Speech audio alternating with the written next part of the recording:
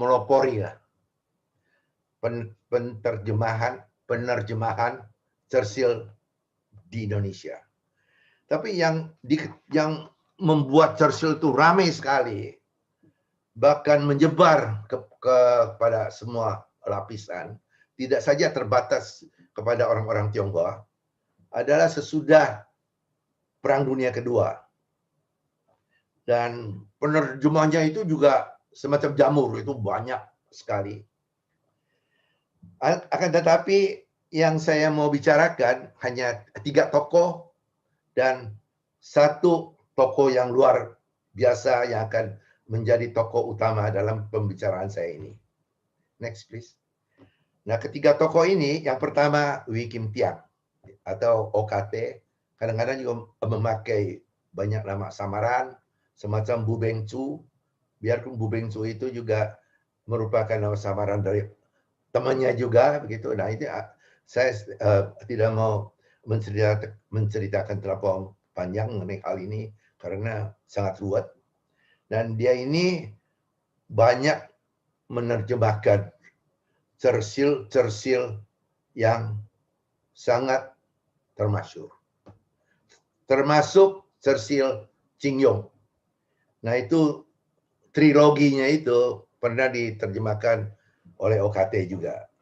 Itu Sia Tiao Eng Hiong, Sin Tiao Hiap Lu, dan Kisah Membunuh Naga. Kadang-kadang ini juga disebut Tulong Tao. Dan next please. Yang kedua, ini sebetulnya usianya itu berbeda kira-kira 20 tahun ya. Ini sebetulnya mungkin Gan KL dan juga Ko Ping Ho itu the second generation. Kalau dibandingkan dengan OKT ya. Nah, ini Gan KL ini dia semacam OKT juga mengerti bahasa Tionghoa. Jadi terjemahannya itu berdasarkan Churchill Tionghoa aslinya. Dan Gan Kok Liang itu atau Gan Kail ini menerjemahkan banyak sekali. Antaranya juga karangan Ching Yong sama Liang Yiseng. Buku terjemahan yang pertama itu sebetulnya adalah ini, yang Pahlawan Padang Rumput ini. Itu yang dimuat di Sinpo sebagai cerita bersambung.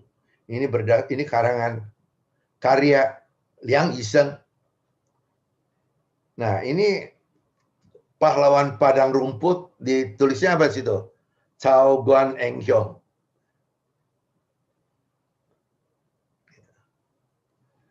Sebetulnya itu bukan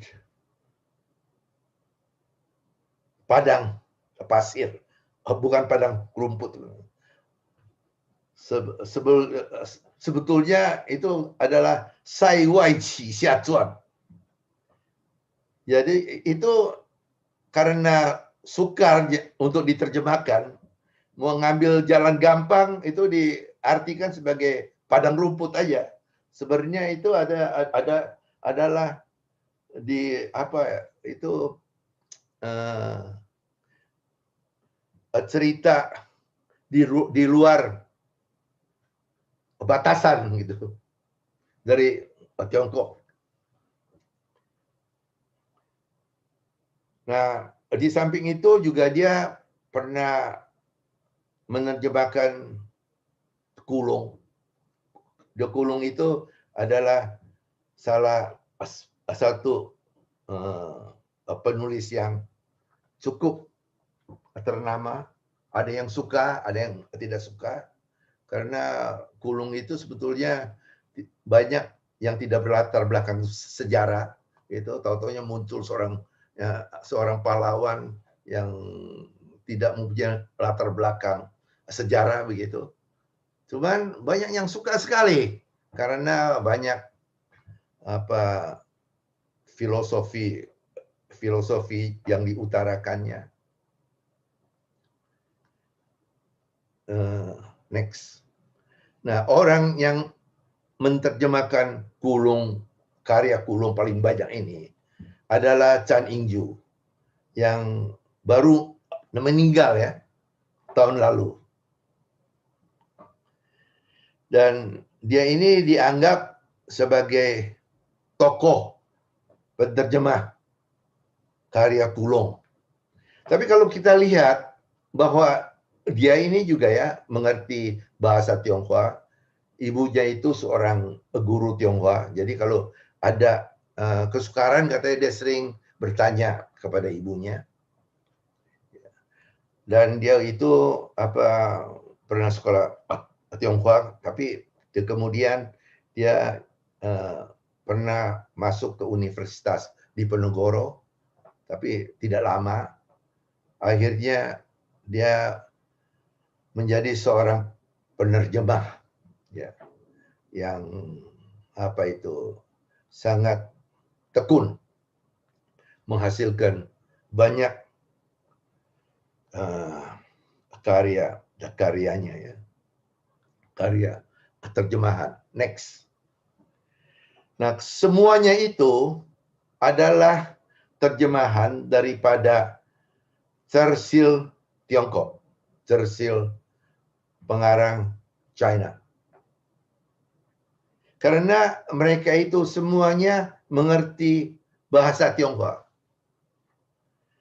Jadi kalau tidak mengerti bahasa Tionghoa sudah pasti tidak bisa menerjemahkan.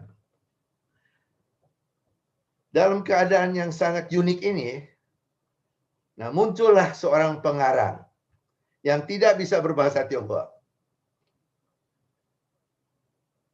Dan dulu dikiranya hasil daripada pengarang ini, yaitu Ko Ping Ho, adalah hasil daripada terjemahan. Tapi ternyata ini tidak benar karena Ko Ping Ho tidak bisa berbahasa Tionghoa, tidak mengenal aksara Tionghoa.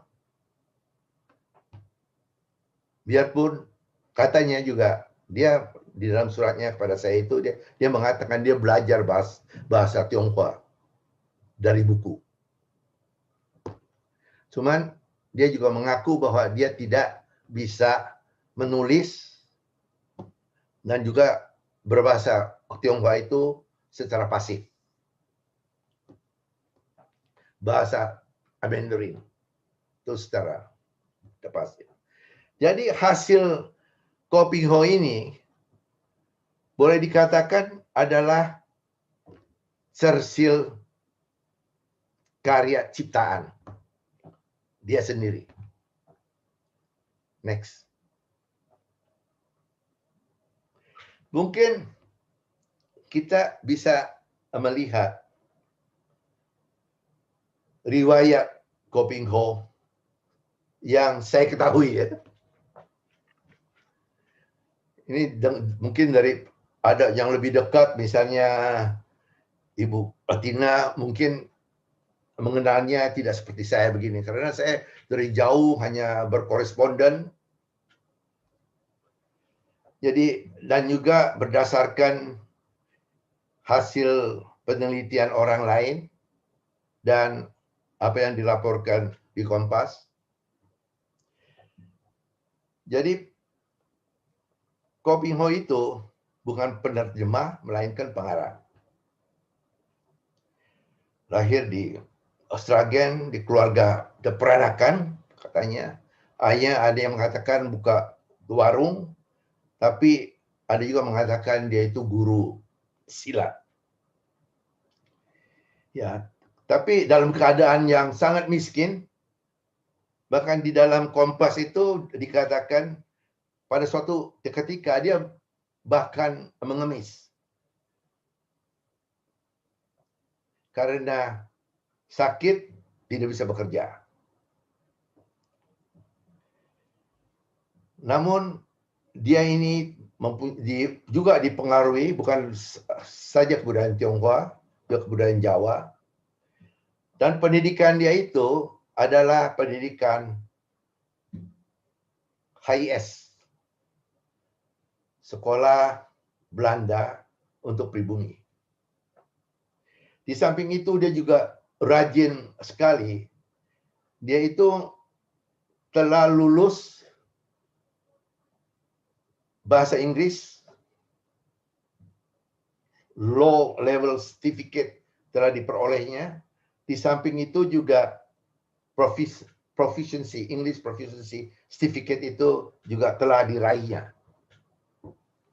Jadi Ko Ping Ho menguasai sekali bahasa Belanda, bahasa Inggris, dan juga tentu saja bahasa Indonesia. Dia tidak menguasai bahasa Mandarin. Oleh karena itu, dia mengatakan, ya, karena saya tidak menguasai bahasa Mandarin, nggak mungkin bagi saya untuk menerjemahkan Churchill. Next, please. Jadi bagaimana dia sampai bisa menghasilkan karya yang begitu banyak? Nah, menurut penelitian saya yang masih awal, ini mungkin ada hubungannya dengan pengalaman hidup dia yang kaya raya. Dia umur 14 tahun itu dia sudah mulai bekerja, jaga toko, mengembara ke Surabaya, kemudian ke Tasik Malaya, bekerja di perusahaan pengangkutan dan sebagainya. Tapi biarpun demikian, rupanya dia tidak pernah melepaskan kesukaan dia untuk membaca dan belajar. Nah, ini mungkin kurang ditekankan ya. Ini seorang yang suka membaca, suka belajar, sampai bisa menguasai bahasa sampai 3 bahasa lah gitu. Dan oleh karena dia menguasai 3 bahasa ini, oleh karena itu Churchill-nya itu lebih mirip kepada bahasa Indonesia. Daripada Churchill terjemahan yang saya sebutkan oleh ketiga tokoh itu. Dan di samping itu juga ketika dia sebelum juga dia menulis, dia banyak membaca Churchill terjemahan. Kemudian juga dia banyak menonton, dan kesemuanya ini akhirnya membuat Ko Ping Ho itu menjadi seorang pengarang. Bukan saja menghasilkan Churchill, melainkan dia tadinya itu yang dihasilkan adalah cerpen. Dia menulis banyak cerpen. Menurut pengakuan dia sendiri, antara 1953 sampai 1963, 10 tahun itu, banyak cerpen yang dia tulis. Di mana-mana juga bisa ditemui cerpennya, termasuk di Star Weekly, Pancawarna, Selekta, dan sebagainya begitu. Tapi dia nggak bukukan. Saya tidak tahu apakah ada orang yang telah membukukan cerpen Ko Ping Ho dan dipelajari. Dan temannya dulu adalah siapa itu? Seorang yang nama Tan Kian An gitu. Seorang penulis di Star Weekly juga, cerpen. Dan dia juga menulis yang lain-lain. Akan tetapi, ini tidak menyebabkan dia terkenal. Yang membuat dia terkenal adalah Churchill. Next.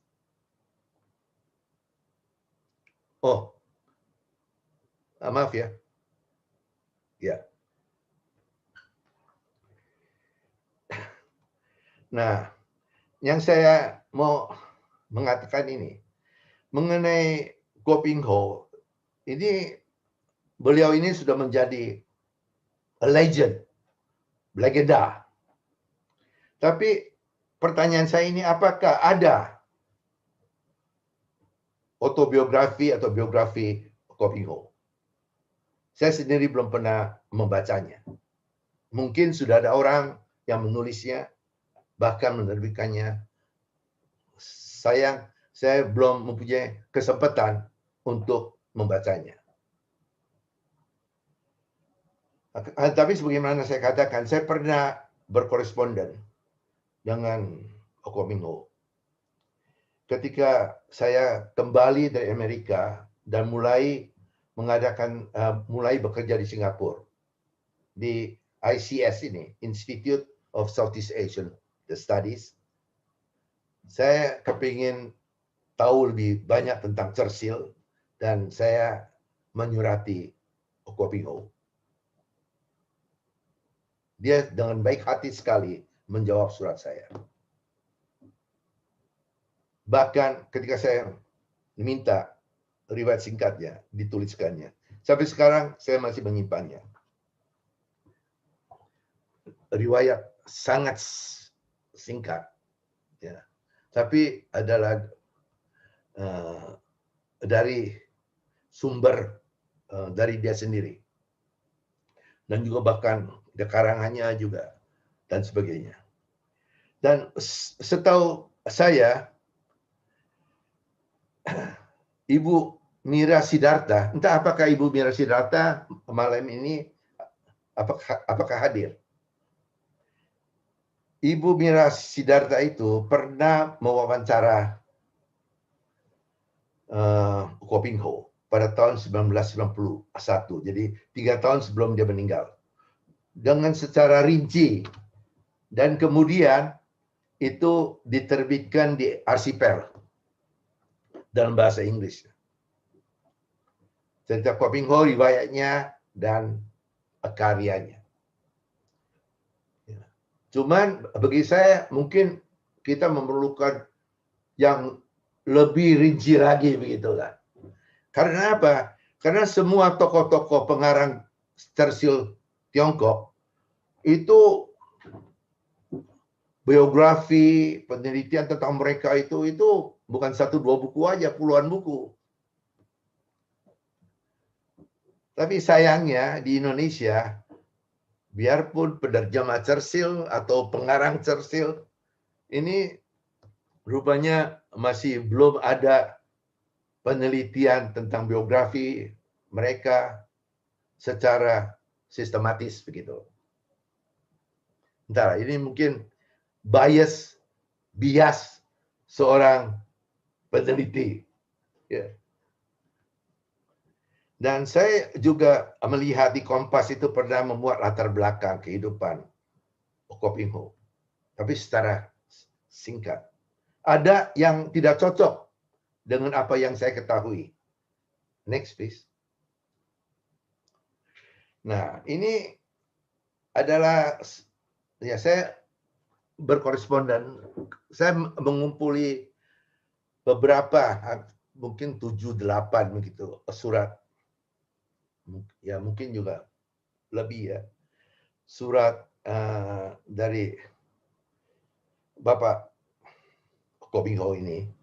Kalau dilihat ini ketika saya mulai berkoresponden 1976, logo yang dia pakai itu sama yang 85 sama begitu. Ya. Teleponnya juga itu hanya 4 angka begitu di Solo. Ini rumah yang didiaminya ini mungkin yang dari dulu mungkin sampai dia meninggal. Entahlah, karena saya tidak tahu. Mungkin Bu Tina itu bisa menceritakan lebih panjang. Dan dia mengatakan, saya bersekolah Belanda. Dia bilang. Saya belajar bahasa Tionghoa dari buku. Self study. Dan Oke. Mengambil ini sebetulnya hanya mau menunjukkan tanda tangan Kopi Ho itu sangat sukar ditiru itu. Jika dilihat ya. Di samping itu dia juga ada aksara kanjinya itu. Aksara Tionghoa. Xu Pinghe. Itu tulisan dia sendiri. Bukan saya yang tambahi, bukan. Tulisan dia sendiri. Next please. Nah ini saya mau mempertunjukkan bahwa tulisan Kopi Ho itu sangat menarik juga itu.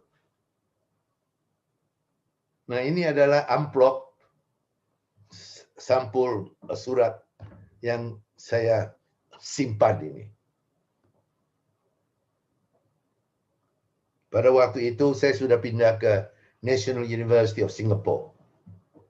Next please. Nah ini yang dia pernah mengirimkan pada saya juga, bahwa buku ini adalah gratis ya.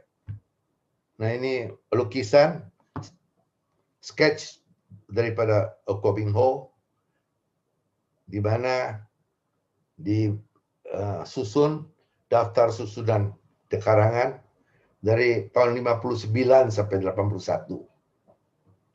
Next. Nah, karya Koh Ping Ho itu begitu banyak ya. Ketika saya bertanya kepada Bapak Koh Ping Ho itu, Pak, berapa sih karangannya? Dia bilang dia juga sendiri tidak tahu katanya. Tapi dia bilang, nah ini saya setahu dia, nah, yang dia berikan saya pada waktu 1985 itu masih terbatas. Karena setelah itu dalam 8 tahun begitu dia masih menulis ya. Tapi menurut Ibu Mira Siddhartha itu, karangan dia itu, cersilnya itu sebanyak 118 yang berlatar belakang Tiongkok. Tapi yang berlatar belakang Indonesia, terutama Jawa, 30 buah. Tapi yang saya melihat bahwa cersil yang berlatar belakang Jawa, tapi tokohnya ada orang Tionghoa, itu dimasukkan ke dalam 118 ini. Yang saya maksudkan adalah cersil yang akan saya bicarakan, Kilat Pedang Membela Cinta. Coba kita kembali sebentar.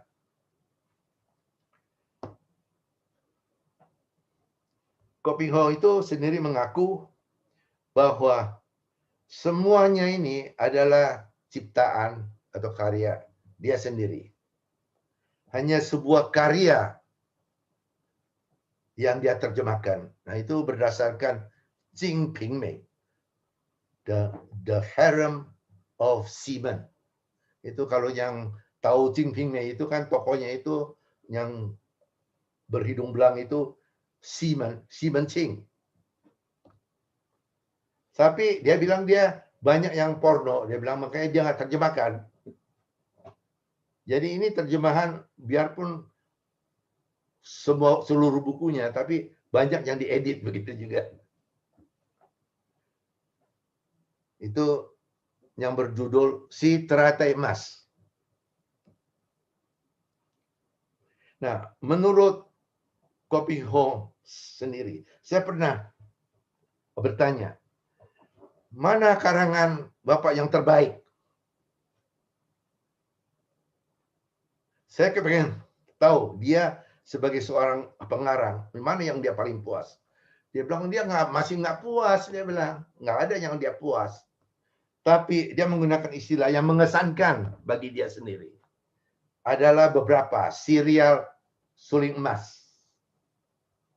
Terutama Bu Kek Siansu. Ini apa? Orang setengah dewa ini. juga yang dinamakan Sintong, Sentong, anak ajaib. Nah, itu banyak episode ya. Nah, di samping itu dia juga bilang pendekar sakti dan kisah sepasang raja wali. Dia hanya seingatan saya di dalam surat-suratnya itu, dia menyebut ini. Memang yang terkenal, yang bahkan diterjemahkan ke dalam bahasa Tionghoa di RRT itu pada 2014 adalah Cersil Suling Emas, Jing Bizi.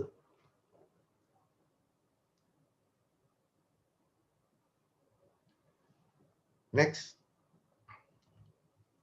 Yang tidak disebut, dia nggak mengatakan, juga jarang orang yang membicarakan, adalah sebuah cersil yang bagi saya cukup menarik. Ini adalah Kilat Pedang Membela Cinta. Sebab apa ini menarik? Ini tidak termasuk di dalam serial. Ini terdiri dari 9 jilid. Kecil bukunya. Udah dicetak ulang banyak kali. Pertama kali terbit 1981.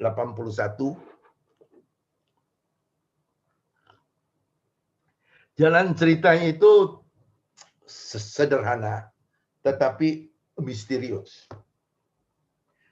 Nah, waktunya pada latar belakangnya adalah akhir zaman Majapahit, sewaktu kunjungan Admiral Cheng Ho atau Zheng He, juga diterjemahkan dalam bahasa Indonesia Tai Ho. Nah, itu orang yang sama karena apa? Dari logat yang berbeda. Ini Cheng He ini kadang-kadang ini Mandarin. Kadang-kadang dibunyikan Cheng He katanya. He atau Cheng He. Karena bahasa Inggrisnya kalau he itu HI itu kan he. Ya, sebetulnya orangnya sama, yaitu Cheng He. Nah, kisah sebetulnya saya mau mencerita dengan serba pendek saja ini. Ini sebetulnya kisah cinta lintas ras. Nah, dikatakan bahwa mereka itu ketika datang ada dua pendekar, dia menemui seorang gadis yang sedang dihina, dan si orang ini salah seorang pendekar yang bernama Ong Chun datang dan menolong. Akhirnya gadis ini jatuh cinta kepada Ong Chun. Setelah itu mereka bertunangan, tapi orang tua si gadis ini dan kerabatnya tidak setujui pertunangan mereka karena ini ras Cina katanya, bukan ras yang berbeda. Akan tetapi ya anak muda itu tidak bisa di stop, mereka saling jatuh cinta, bertunangan. Tapi Ong Chun ini harus meninggalkan Jawa dulu dan akan kembali menjemput si tunangan ini. Tapi sebelum dia meninggalkan Jawa, dia diserang dan dibunuh,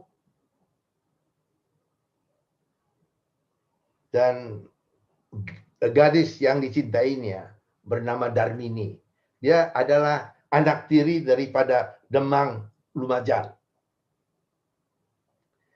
Dan dia juga pingsan akhirnya dan diperkosa. Nah, dia tidak tahu siapa yang membunuh Ong Chun, juga dia tidak tahu siapa yang memperkosa dia. Dan dia setelah dia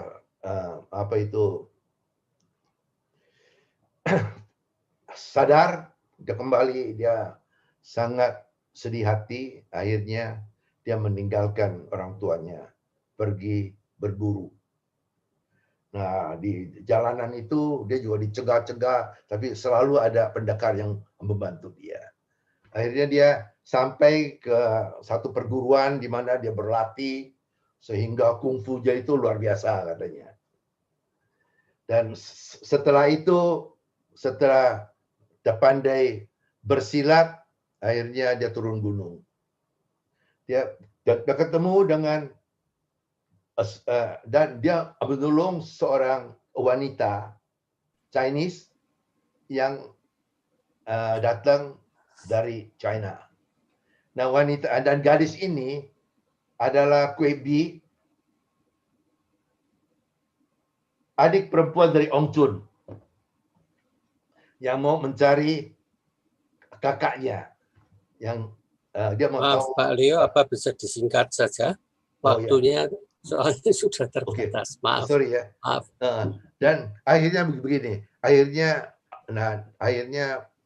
dia ketahuan pembunuhnya itu adalah temannya dan bapak tirinya itu adalah pemerkosa dan sebagainya. Dan ini dia dan Koh Ping Ho itu memberikan ceramah ya. Oke. Dan ini tidak sering dilakukan di dalam di dalam ceritanya. Next please. Nah, ini sebetulnya juga ini yang terakhir ini. Sebetulnya, nah tadi cerita kilat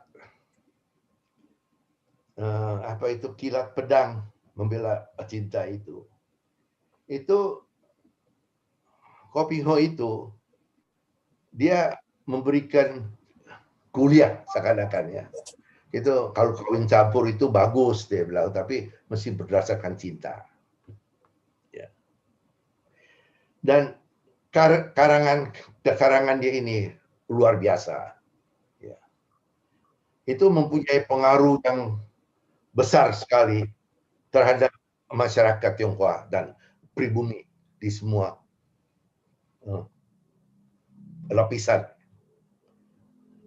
Nah, misalnya kalau yang dulu-dulu misalnya Gus Dur itu juga pernah membacanya dan sebagainya, tapi yang dibaca umumnya cersil terjemahan. Tapi yang baru ini kalau kita lihat bahwa yang dibaca itu yang membaca cersil Koh Ping Ho itu banyak juga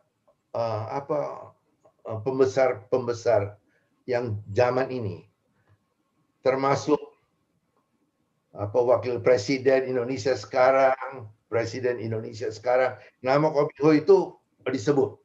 Mereka itu pernah membaca karya mereka.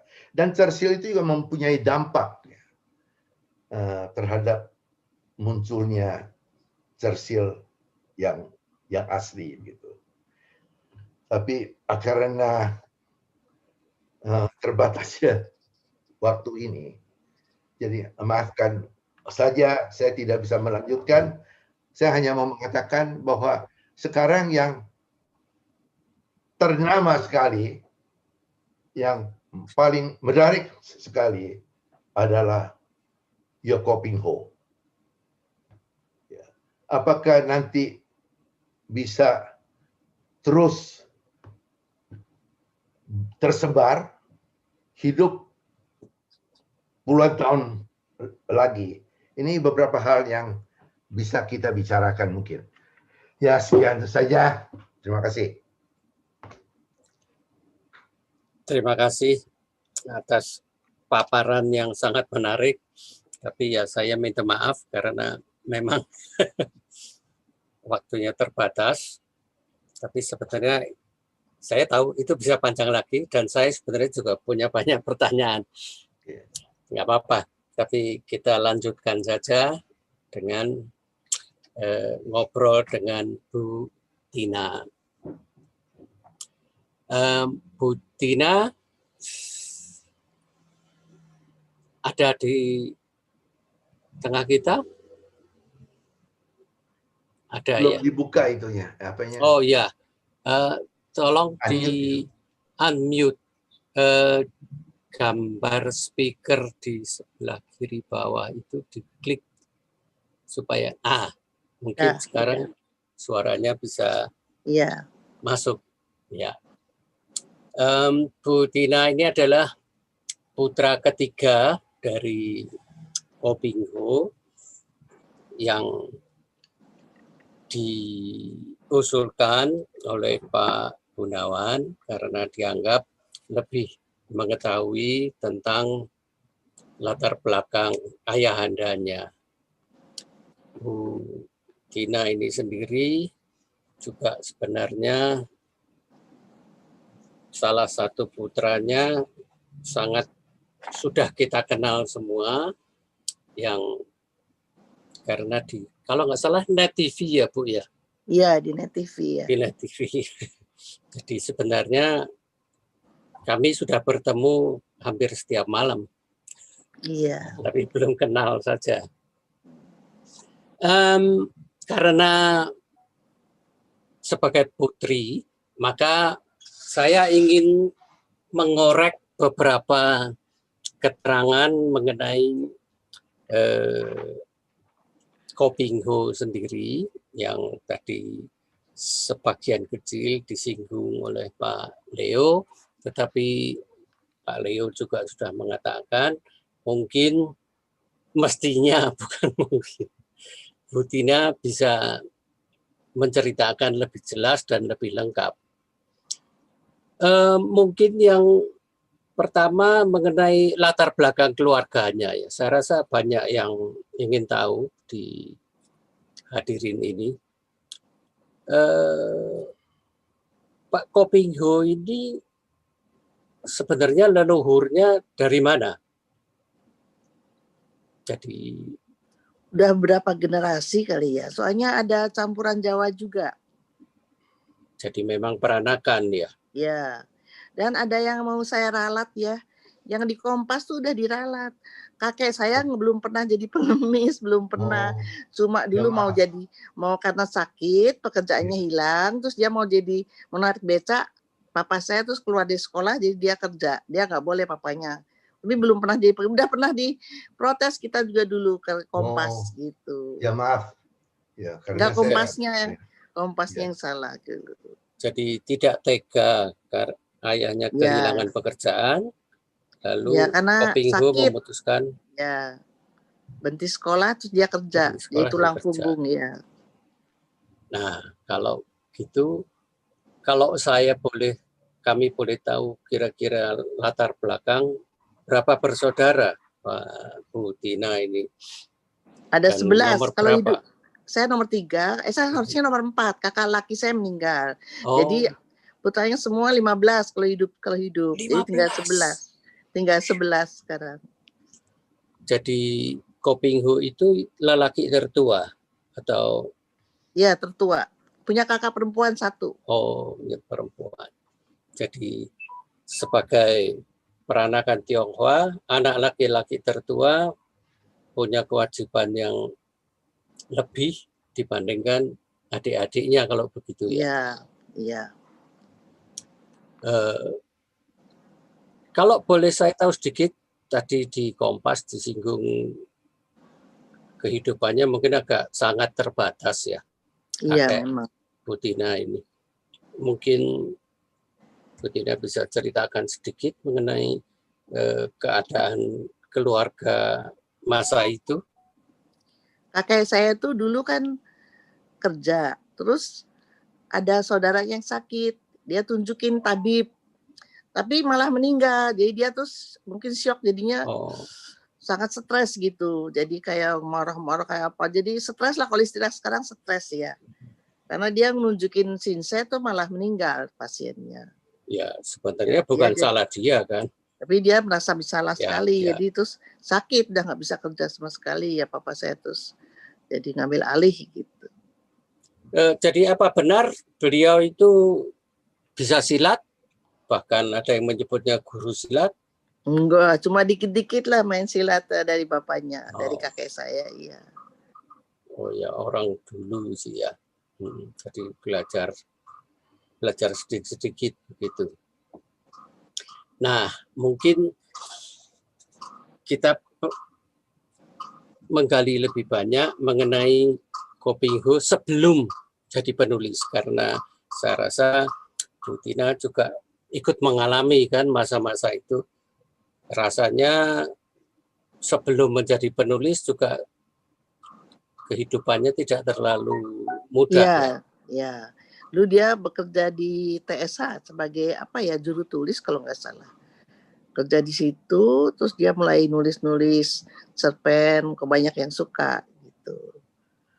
Tadi memang kehidupannya ya saya masih ingat waktu saya masih kecil ya nggak terlalu berlebih lah, ya cukup sih biasa gitu.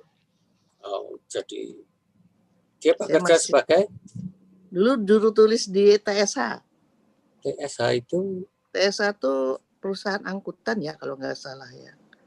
Di Solo. Di Tasikmalaya. Oh, nah kan karena kenapa di Tasikmalaya? Kan waktu zaman Jepang tuh pindah ke Tasikmalaya. Pindah nggak nurutin di Jepang, kan Jepang udah menguasai Solo apa-apa gitu, terus dia pindah ke Tasikmalaya, tinggal di situ, dapat kerja di TSH, ya udah dia situ. Selama 12 tahun. Lama ya di. Ya, karena terus kena rasialis yang 10 Mei ya. 13 Mei.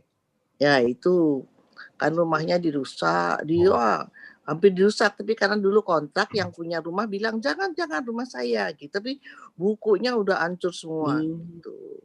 Pernah kendaraan semua dibakar. Bapak saya sakit hati pindah ke Solo, sakit hati dia merasa saya tuh salah apa gitu. Tadinya udah mau pindah mau pulang ke Cina, kan dulu masih Vietnam. Tahun 60. Iya, mau pulang ke Cina, tapi zaman dulu kan masih kapal laut. Anaknya masih kecil-kecil, dia mempertimbangkan, aduh anak-anak saya kasihan kalau naik kapal laut perjalanan jauh gitu. Terus jadi nggak jadi milih ke Solo. Di Solo terus ada peristiwa apa tuh yang 65 tuh ya, yang bakar-bakaran lagi itu apa itu? 65. Gestapo tuh kalau nggak salah ya. Kan ada rasialis lagi itu. Iya. Bapak saya juga sakit hati benar-benar sampai rasanya pengen pulang ke Cina gitu, karena merasa selalu diperlakukan nggak bagus gitu. Bapak saya pernah sakit hati, sangat sakit hati. Mau balik ke Cina tapi nggak jadi, udah di Solo dia terus. Jadi sebenarnya mengalami hal-hal yang nggak enak selama dasawarsa 60-an itu ya. Iya, ngalamin gitu. Waktu pindah ke Tasik dia ngalamin. Kan logatnya masih Jawa tuh. Orang-orang Tasik, orang Sunda tuh suka ngetawain. Si Jawa kwek. Apa saya marah. Tahu nggak, zaman dulu Presiden Bung Karno, presiden kita tuh dari Jawa, jangan suka ngatain orang Jawa gitu. Pas saya marahnya gitu, saya inget tuh ceritain tuh. Dia marah ke orang yang ngatain dia logatnya Jawa. Kan Jawa kan selalu dikatain logatnya ngebeleduk gitu kan. Logatnya dung gitu, jadinya diketawain terus tiap ngomong pas saya. Akhirnya papa saya bisa bahasa Sunda, lemes malah bisa. Ya kan sering pelajari bahasa Jawa yang kromo juga biasa bisa, Sunda yang lemes juga dia bisa. Jadi memang kemampuan berbahasanya. Ya, filsafat kejawen tuh dia suka, filsafat kejawen tuh dia paling suka. Ya, itu kelihatan sekali dari tulisan-tulisannya. Dia saat ingat kalau dia bilang pokoknya filsafat dasar dari Jawa itu cuma satu, ojo dumeh gitu. Bapak tahu ojo dumeh? Ojo dumeh, ya. Ojo dumeh. Jangan mentang-mentang. Jangan mentang-mentang gitu. Ya. Satu katanya. Dasarnya itu cuma satu, ojo dumeh gitu. Jadi dia mulai menulis di cerpen itu kalau tadi menurut Pak Leo kan berarti tahun 52-53 berarti masih di Tasik gitu ya? Ya masih Tasik, saya juga masih kecil sekali. Ya. Dan seingat saya cerita silat yang awal itu ditulis juga diterbitkan di Tasikmalaya. Ya di majalah apa ya, Pek Liong Pokyam. Itu nama tokohnya tuh Han Leong, kayak nama adik saya, jadi anak laki pertama itu. Diambil buat cerita silatnya Han Leong tuh. Kan anaknya Yo wanita Hokyam wanita itu. semua, dapat anak cowok senang sekali itu. Terus dimasukin jadi tokoh dalam silatnya itu. Oh, begitu ya. Kalau penerbitnya itu siapa itu di Tasikmalaya waktu itu? Ada CV siapa yang namanya Pak Hafid. CV-nya apa saya lupa. Terus akhirnya kenapa harus dicetak di luar, terus bikin sendiri CV Gema di Solo. Waktu Tapi di di Tasik Solo itu ya. di Tasik CV-nya Pak Hafid. Oh, ya. Saya masih baca yang terbitan Tasikmalaya banyak sih. Iya, itu Pak Hafid itu. Jadi pindah ke Solo kira-kira tahun berapa sih? Sesudah 10 Mei itu tahun berapa ya? 63 ya? 63 ya. Jadi sesudah di Solo enggak pindah-pindah lagi. Enggak, di Solo terus. Kalau dia ngarang di Tawangmangu. Dia ada rumah di villa di sana khusus buat ngarang. Oh, jadi untuk menulis dia butuh suasana khusus. Tenang, iya. Sabtu Minggu dia pulang ke Solo, Senin sampai Jumat dia di Tawangmangu. Ya, saya baru tahu rumahnya dulu di Mertokusuman itu ya. Iya, Mertokusuman. Itu ya tempat ngarangnya di Villa Tawangmangu. Tapi untuk mengarang ya butuhkan tempat khusus ke Tawangmangu. Ya, tempat yang khusus dingin. Kalau yang ingin saya tanyakan juga sebenarnya tadi sudah cukup jelas dari Pak Leo. Saya pengen tahu sikapnya terhadap penggemar bagaimana? Apakah kelihatannya dilayani dengan baik seperti tadi surat menyurat dengan Pak Leo. Penggemarnya kalau kirim surat selalu dibalas kok sama papa saya. Selalu dibalas. Ya. Ada penggemarnya fanatik banget gitu. Terus waktu nikah, papa saya juga datang ke Padang. Oh, ada penggemar dianggapnya jadi putri angkatnya gitu karena muja banget. Pokoknya maunya dekatnya. Jadi waktu nikah papa saya datang ke Padang. Khusus berangkat ke Padang. Iya.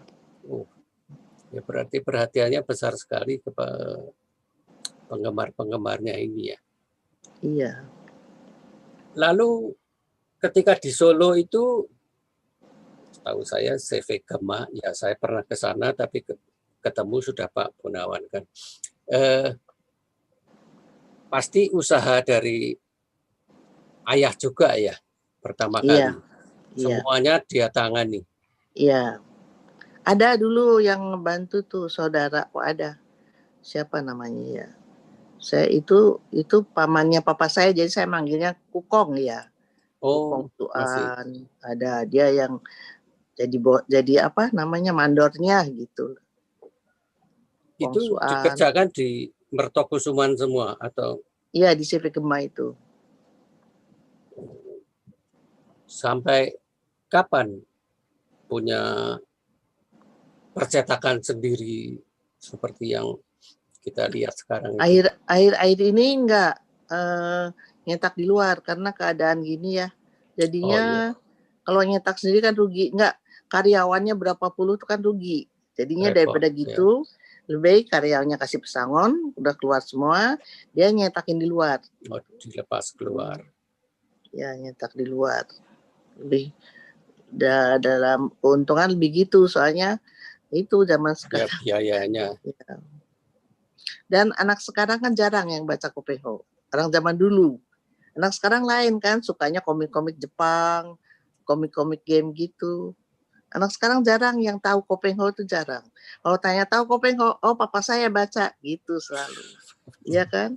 Papa saya, om saya gitu. Ya. Kelihatannya memang menarik sekali perjuangan dari penulis sampai merangkap pengusaha kan waktu. Malah sekarang bukunya bisa dibaca melalui internet ya, melalui link gitu bisa. Iya.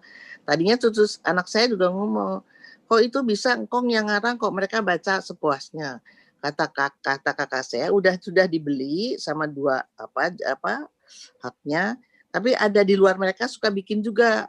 Itu bukan urusannya Gema, katanya urusan yang udah beli. Tapi kata kata anak saya, masa orang bisa baca sepuasnya gratis yang ngarang engkong gitu. Tapi kata kakak saya, papa saya pernah bilang, ya akan senang sekali kalau semua penduduk Indonesia bisa baca karangannya dia. Jadi ya udah nggak apa-apa gitu. Gratis juga nggak apa-apa. Papa saya pengennya dibaca sama semua rakyat Indonesia. Sekarang kan gratis, orang bisa baca, nggak usah beli bukunya lagi. Buka aja linknya, ada. Ya, ya. Cita-cita penulis selalu itu sih. Nomor Iya. satu dibaca. Iya. Dibaca semua orang. Dibeli itu nomor dua. Iya. Oh, sikapnya begitu ya. Iya. Benar-benar penulis kalau begitu.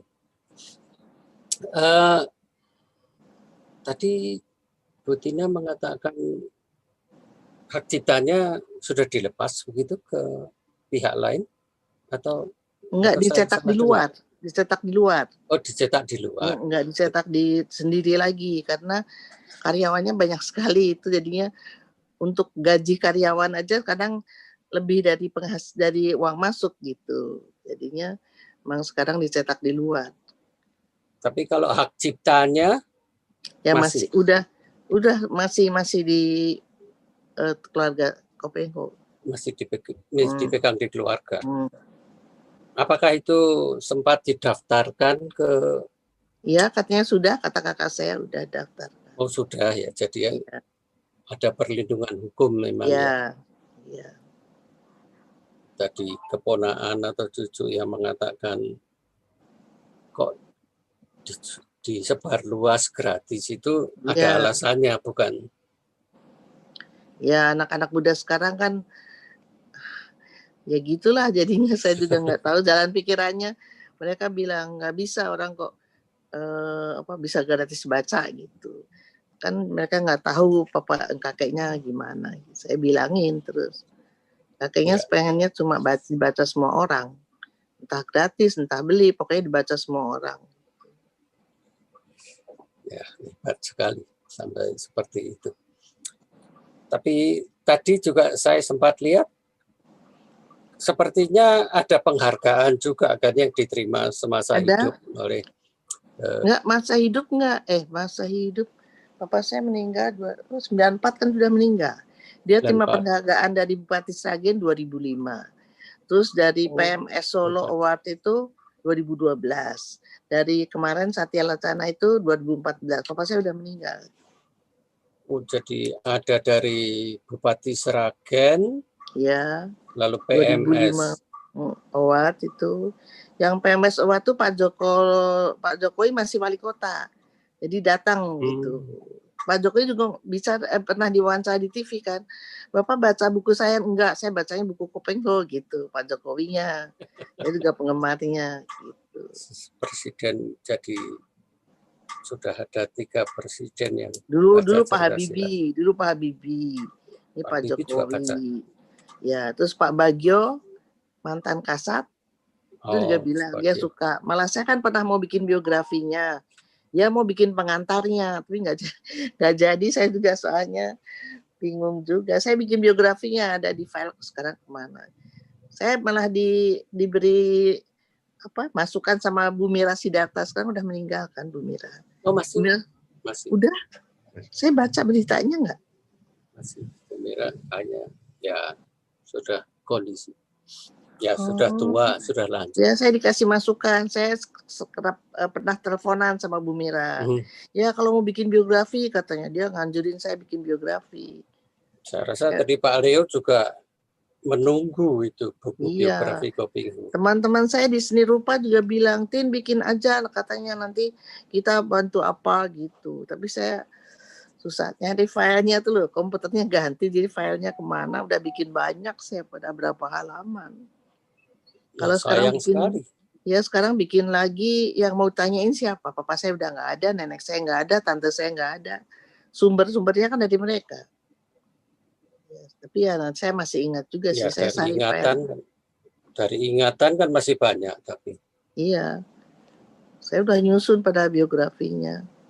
Filenya saya tanyain, kan suami saya udah meninggal, jadi yang nyimpan dia dulu di komputer. Sekarang komputernya ganti, kata anak saya kemana di filenya dicari nggak ada, entah gimana nyarinya. Sayang sekali. Sayang sekali. Ya harus dicari lagi itu kayaknya, Bu. Iya ya, caranya gimana? Nanti saya tanya anak saya, dia katanya komputernya ganti kok, isinya bisa ganti ya. Nggak tahu dulu. Oh, ini di chat putranya Tante Mira Sidarta menulis, Mami lagi nonton, berarti Bu Iya. Mira juga ikut nonton ini. Iya, dulu pernah teleponan sama saya, Bu Mira masih ingat nggak dulu? Pernah teleponan, dia bilang bikin biografi, nanti saya dukung gitu. Ya, Mungkin Bu Mira sudah lupa kali ya, karena udah sudah sepuh ya. didukung Bu Mira. Ya, saya juga ikut mendukung, Pak Leo juga ikut mendukung. Kami semua di Gotiong, Gosipin Tionghoa ini juga mendukung. Ya, nanti saya coba cari filenya. Saya udah bikin, udah dapat berapa ratus halaman gitu padahal. Oh, bagus. Oh, sudah ratus halaman, sudah banyak itu. Tinggal dirapikan. Saya lihat biografi lainnya kok banyak sekali, ada yang 500 halaman. Aduh, biarin. Iya, biarin aja.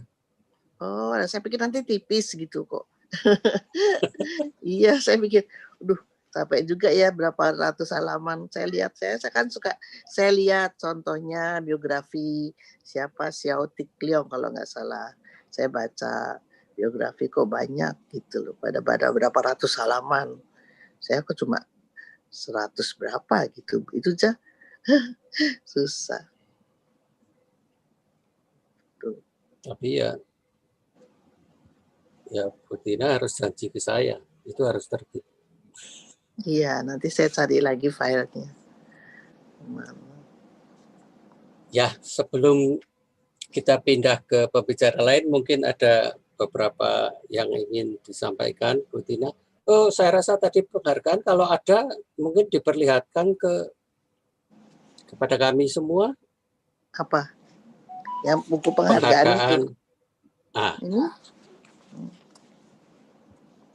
Nah, itu kan nggak semua orang pernah lihat. Anugerah kebudayaan dan ada pin emasnya ada, tapi di Solo tempat disimpan di Solo. Di Solo ya. Pin emas sama sejumlah uang gitu. Ya. Yang penting tapi kan pin emas sama piala, Oh, ada piala juga. Tapi simpan di Solo. Oh, di rumah. Ya. Yang di Solo sekarang siapa yang tinggal di Solo? Kakak saya sama suaminya yang ngelola itu bukunya, buku papa saya. Tuh, semua saudara saya banyak kan di Solo. Oh, masih di Solo ya. Iya, mungkin terima kasih banyak, Bu Tina. Sama-sama, terima kasih saya juga. Ini percakapan yang sangat berharga dan untuk kami semua rasanya ini semua hal yang baru pernah dengar begitu mengenai tokoh yang ya semua di sini 300 orang lebih ini yang semua menggemari dan mengagumi almarhum Kopingho. Ya, makasih. Terima kasih banyak. Terima kasih banyak. Ya. Boleh saya bertanya? Saya ingin bertanya. Silakan Pak Leo, silakan. Kalau saya tidak salah ingat, pada suatu ketika pernah ada sebuah usul bahwa akan dibuat sebuah museum untuk almarhum Kopingho. Oh iya, apakah saya itu dengar. terlaksana? Ya, belum di Sragen. Ya, kayaknya saya dengar gitu juga di Sragen. Di rumah ibunya ayah saya, di rumah nenek saya di Sragen. Mau dibuat museum. Saya juga dengar tuh. Tapi belum tahu ya kelanjutannya, udah pandemi ini jadi jarang saya ke Solo juga gitu. Ya. Oke, terima kasih. Terima kasih banyak. Mungkin sekarang kita pindah ke tokoh yang lain. Mas Seno Gumira Ajidarma. Mas Seno, bisa mendengar saya? Ya. Bisa. Terima kasih sekali sudah bersedia meluangkan waktu untuk ngobrol-ngobrol malam ini. Dan kita semua tahu Mas Seno ini adalah, saya sebenarnya ingin menyebutkan sastrawan, tapi Mas Seno dengan rendah hati mengganti sastrawan itu menjadi penulis saja. Ya, apa boleh buat, saya ikut yang punyanya saja. Jadi penulis, pengarang, dan wartawan. Padahal saya sudah menikmati justru tulisan-tulisannya, karangannya yang luar biasa. Sebagai wartawan kok biasa-biasa aja kayaknya. Oke, dengan latar belakang sebagai pengarang, bukan sastrawan ya Mas ya. Bolehlah saya panggil sastrawan. Mungkin pertanyaan saya lebih berkaitan dengan karya-karyanya.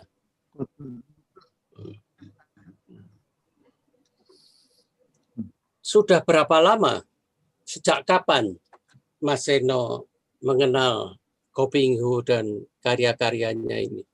Kalau saya boleh tahu.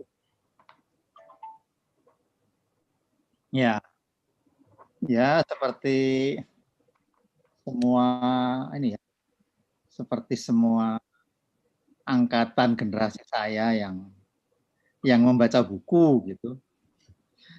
Ya, saya baca itu saya kira SMA ya, SMP SMA gitu. Ya, tetapi saya mungkin rugi gitu, karena baru sebentar membaca gitu dan asik bacanya gitu ya. Itu langsung karena kemudian saya bergaul dengan seniman-seniman tanda kutip modern gitu kan. Nah, ini saya terkena racun kebudayaan ya. Dan kebudayaan yang membagi sastra serius dan sastra populer seperti itu. Nah, karena saya masih puber gitu kan. Masih puber maunya yang serius kan gitu. Gitu. Nah, untunglah pendapat saya ini terbongkar kemudian, ya, belum terlambat. Ya. Sebelum terlambat. Bahwa kemudian ternyata pengertian sastra tinggi, sastra rendah itu keliru, ya, itu keliru. Nah, dengan begitu saya selamat dan saya tahu banyak sekali yang tidak selamat, ya, yang masih menganggap ada budaya adiluhung dan yang lainnya, ya. Ini, ya. Dan saya kira memang karya Ko Ping Hu hanya bisa dihargai lebih dari seharusnya, ya, kalau kita bebas dari sekat-sekat kebudayaan itu, ya, seperti itu. Nah, jadi misalnya aspek apapun yang ada tulisannya, jangan pernah kita lihat dari bagus tidaknya, ya, gitu. Tapi seberapa dia bermakna menunjukkan suatu ekspresi, ya, dari konstruksi kebudayaan seorang Ko Ping Hu, gitu. Ya. Jadi kalau saya boleh meneruskan, gitu ya, Silakan. Ya, untuk penyegaran gitu ya, saya sengaja dan untunglah saya punya meskipun belum baca, saya baca buku Xiansu, ya, gitu. Buku Xiansu lagi gitu. Ya, meskipun nggak kunjung hafal nama-namanya gitu, tapi segera tertangkap ya. Ya, pertama, bahasa Indonesianya beliau itu bagus sekali, ya, setuju. Bagus sekali lah. Sedangkan itu ditulis tahun saya kira 72 ya, 74 nih di endingnya nih ya. Lereng Lawu ini. 73 ya. Endingnya 73. Masa itu pun banyak yang menyebut diri wartawan dan sastrawan tidak sebagus itu bahasa Indonesianya gitu ya. Jadi untuk jadi lancar itu tidak mudah, menarik pula gitu ya. Dan saya setua ini masih kena kibul ya gitu. Baca terus tanpa putus, ya itu sudah menunjukkan lah betapa pandai sekali beliau itu menulis gitu ya. Nah, karena saya juga ngarang, saya jadi tahu. Nah, itu yang penting. Ini masuk bagian yang penting. Ini saya bisa bayangkan waktu nulis tuh beliau ketawa-ketawa gitu ya. Nah, ini ya dia dan bagaimana dia apa ya namanya bermain lah ya, bermain silat ini ya, jurus ini jurus itu gitu. Ya, terutama jago sekali dalam menulis alur ya, karakterisasi ya. Setiap karakterisasi itu kita bisa mengenal bedanya ya. Itu apa perlu bakat khusus ya, dan bukan hanya bakat, pembacaan khusus ya. Dan itu benar, berarti beliau baca ya, kalaupun tidak Mandarin yang apa terjemahan karakter kuat sekali ya. Dan di antara karakter ini, nah ini ya, ini bak telenovela gitu kan, coba bayangin toh ya. Orang guru dibunuh, muridnya diculik, dijadikan murid dia, gitu kan? Ya. Yang satu malah jadi pacar gurunya, gitu kan? Dikirim apa namanya menjadi pacar permaisuri, menyamar sebagai wanita padahal pria, gitu. Ini permainan tapi tidak norak gitu ya. Itu bermain dia dengan karakter ini. Dan saya nggak habis pikir, mula-mula dia pindah-pindah dari baik jahat, kemudian laki perempuan pula, gender dimainin. Dan ini dulu loh, ya. Kalau sekarang mungkin biasa gitu. Bukan apa 21 dulu, gitu. Itu belum lagi dengan satu adegan panjang ya yang jauh dari pornografi gitu ya, tapi dengan segala hormat hot. Hot gitu. Wah, artinya kita juga bisa panas dingin membacanya gitu. Ya. Oke, itu poin 1. Poin 2, beliau itu bisa menyatukan antara sejarah ya, dan fiksi itu bisa lebur. Gitu. Ya. Gitu. Saya juga menggunakan sejarah, tapi saya justru apa ya sangat disiplin yang sejarah-sejarah yang fiksi-fiksi gitu kan. Gitu. Untuk menjelaskan bedanya. Beliau itu dengan luas sekali. Luas sekali. Adon jadi satu. Keluar gitu masuk. Ya. Wah, itu adik gila itu. Kebetulan saya pinjam peran-peran yang sama ya. Kaisar Dinasti Tang dan si yang Kifai terutama itu ya. Gitu.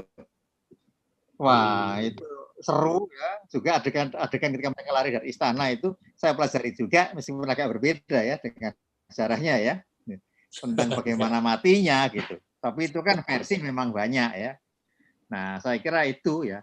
Nah, tapi yang penting saya kira ya, ketiga, tentang posisi beliau gitu ya, posisi ideologis beliau gitu. Ya. Bahwa meskipun pandai mengarang, beliau sama sekali tidak sekedar mau menjadi penghibur, ya. Tidak sekedar jualan cerita untuk dibeli untuk hidup. Tidak sekedar itu. Ya. Paling tidak setelah terbukti laku, beliau tidak mau sekedar laku saja gitu ya.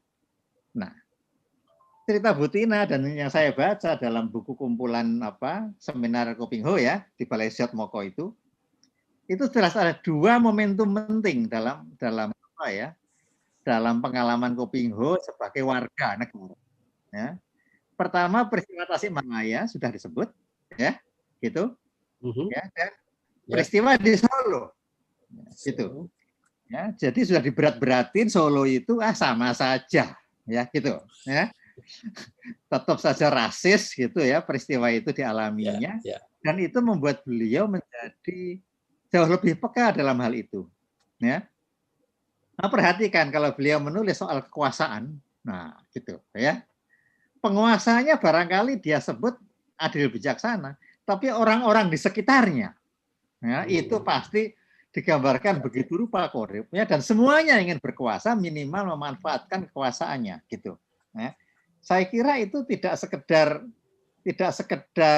berfilsafat menasehati ya, tapi pengalaman pribadi yang ada pemahaman yang dalam. Pengalaman pribadi yang dengan sangat baik hatinya tidak jadi dendam, gitu ya. Jadi dendam memang beliau manfaatkan untuk menjadi tema alur yang terus bergulir dan seru dari dendam ke dendam terus. Tapi selalu ada yang berdiri bukan di tengah. Wah, ini luar biasa ya. beyond good and evil, gitu kan? Di atas baik dan buruk disebut itu, ya, gitu ya. Jadi bukan seperti Nietzsche, tapi seperti ya Siddhartha Gautama, Sintiong itu kan ibarat Siddhartha Gautama plus kekerasan tapi. Plus kekerasan. Kekerasan dalam arti soft ya, soft violence gitu. Dipukul nggak apa-apa, gitu kan? Dipukul nggak apa-apa. Mengerikan ini. Berkelebat, terus yang memukul jatuh sendiri seperti itu. Ya, tapi tidak perlu menggerakkan apapun gitu. Ya. Nah, saya kira apa ya, semua itu sudah terbaca ya. Bahwa masalahnya itu bukan siapa yang benar siapa salah gitu. Nah, itu repot kan? Ya, itu gampang sekali. Nah, sekarang juga saya benar gitu kan. Nah, di atas itu ya, dan dengan sangat apa ya, berhasil sekali gitu. Nah, kita mesti bisa membebaskan diri dari sikap kok dinasehatin sih gitu. Nah, saya kira ya kita bisa mundur dan melihat sebagai orang berfilsafat saja gitu ya. Ya, jadi kita sebagai orang yang setara ya penganjur perdamaian gitu ya, penganjur perdamaian gitu ya. Jadi silat yang manapun itu memang ada proses yang mahal dengan bersakit-sakit dahulu sampai jadi jagoan, tapi ujung-ujungnya yang terbaik itu yang bisa menghindari kekerasan, gitu. Ya, saya kira itu sangat perlu itu, gitu. Ya, jadi itu secara singkat ya. Justru. Ya. Tapi ngomong-ngomong soal Kopingho, nah saya ingin memperkenalkan hal-hal yang lain ya. Misalnya, saya tuh punya ini bakat Kopingho yang lain, ya. Geger Solo. Wah, ya. Ini sebetulnya contoh jurnalisme sastrawi yang belakangan disebut-sebut, ya. Jadi banjir Solo itu, ya kalau orang sepeka Kopingho itu, yang namanya peristiwa besar kayak banjir itu tidak boleh lolos, ya. Tidak mau rugi, gitu loh. Saya nggak baca itu. Tapi dengan rendah hati dibilang ini semuanya adalah fiksi. Belum mana fiksi kalau tanggalnya jelas 13 Mei 66 tuh gitu kan. Jelas sebagai catatan sejarah katanya. Nah, itu kita lihat laporannya sebagai wartawan. Ya. Lumpur, mayat membusuk, terus rumah-rumah yang ditinggalkan ya, harta bendanya, dan itu muncul para pencuri. Gitu ya, para pencuri dan orang-orang yang berdalih menolong padahal memanfaatkan keadaan. Nah, ya. Jadi latar-latar belakang ceritanya itu menemukan realitasnya di situ. Gitu ya. Oh, ada benar orang-orang seperti ini gitu. Nah, itu menarik ya. Dan laporan itu menarik deretan toko ya. Saya kira deretan toko Tionghoa banyak ya. Yang jual raket, jual apa, dia sebut raket badminton jadi seperti kerupuk gitu kan. Nah, saya kira kok apa ya, itu detail-detailnya banyak sekali, sepatu, apa, dompet, ya dan apa, wajah orang-orangnya yang terlantar jadi pengemis, makan seadanya dari jalanan. Itu laporan seorang wartawan, ya gitu ya.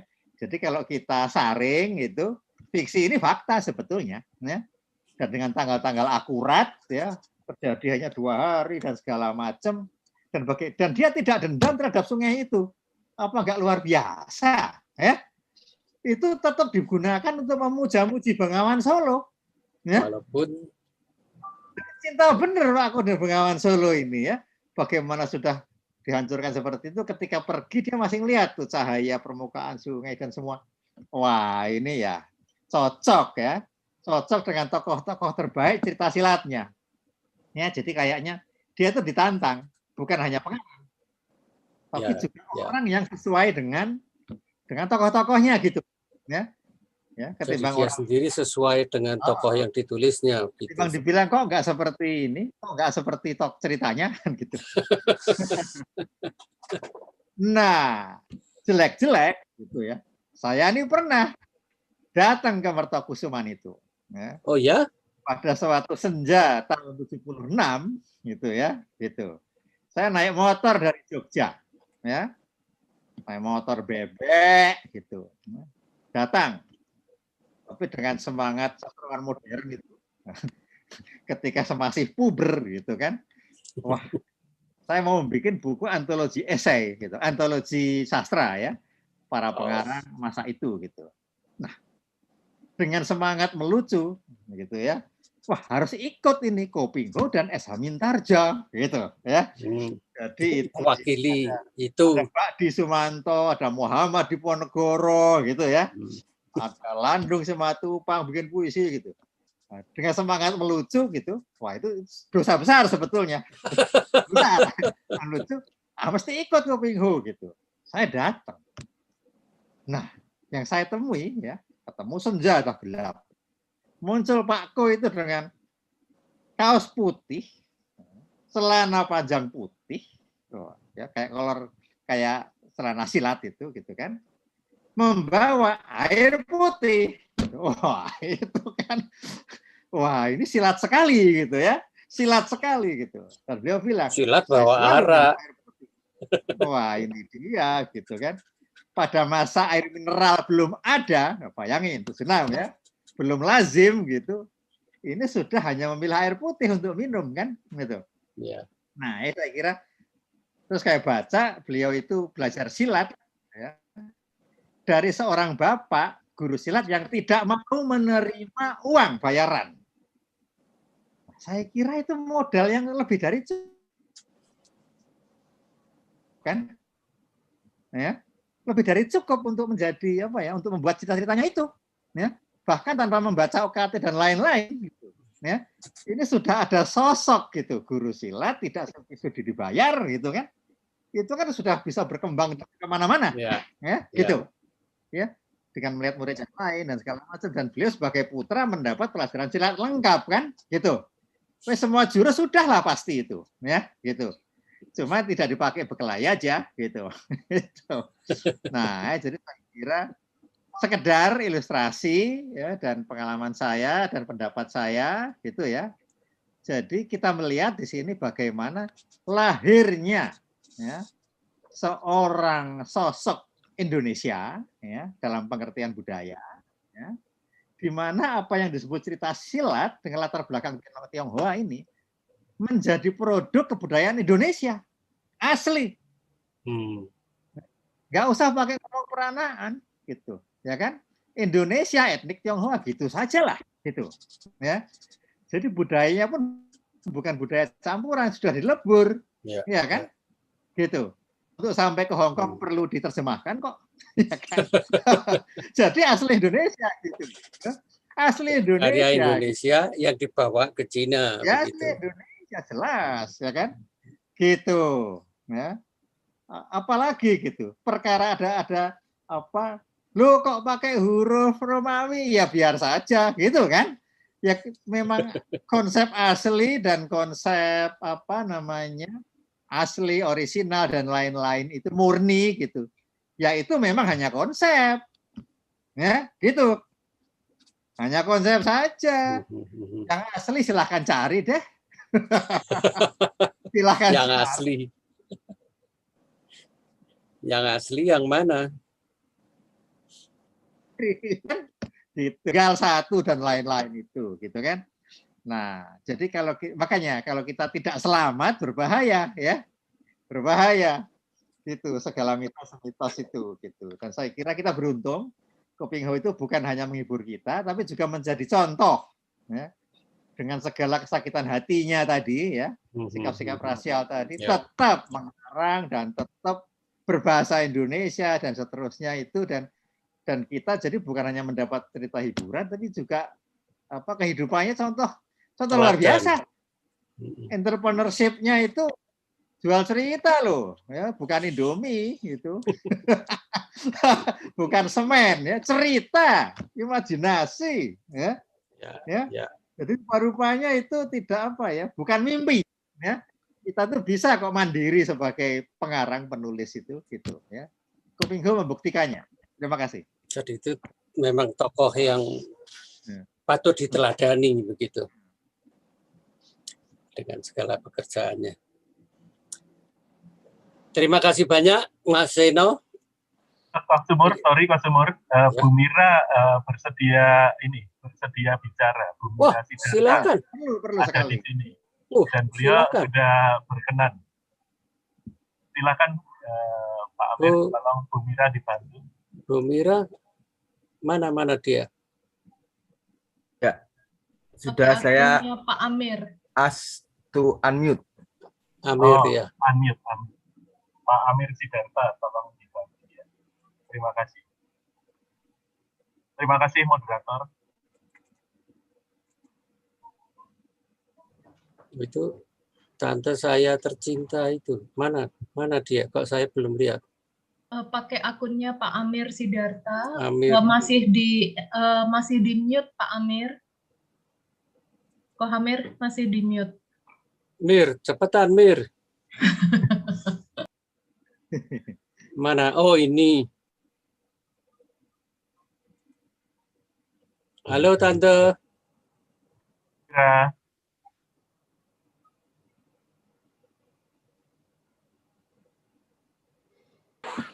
Masih siap-siap.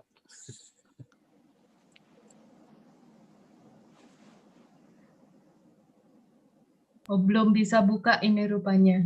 Sedang mencoba untuk buka ya. Di bagian yang ada tanda mikrofonnya itu kok Amir.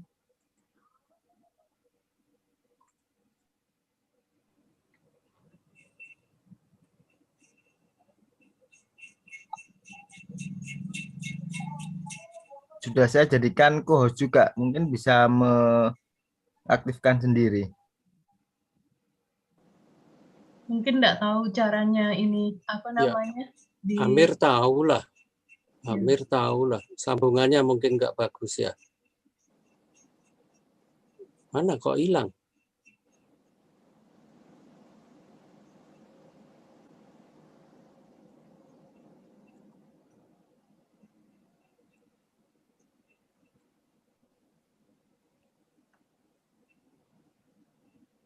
Loh, malah putus ya. Mana dia? Ya, masih ada kok. Cuman apa namanya? Mungkin masih ini. Apa mungkin sambil menunggu Pak Amir dan Bu Mira, ini ada pertanyaan-pertanyaan yang sudah masuk. Oh ya, bisa juga. Sudah. Nah, itu udah nyambung. Sudah.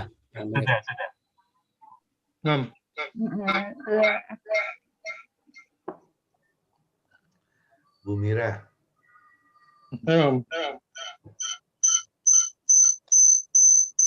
Halo. Baik, Tante. Bu, selamat malam.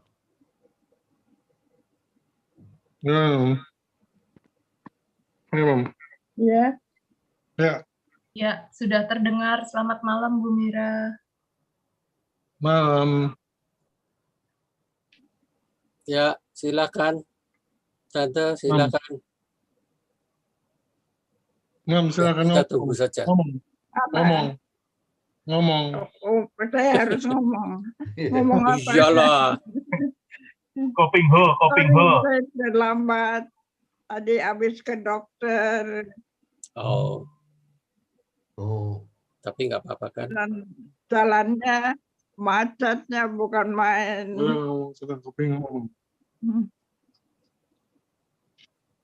Koping ngomong apa? Mengenai Koping Ho.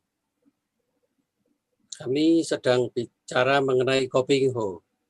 Mungkin Tante punya informasi atau komentar. Silakan.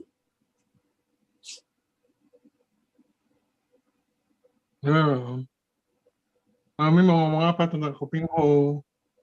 Oh, tentang Koping Ho. Ya, sudah begitu lama ya, saya nggak ingat lagi.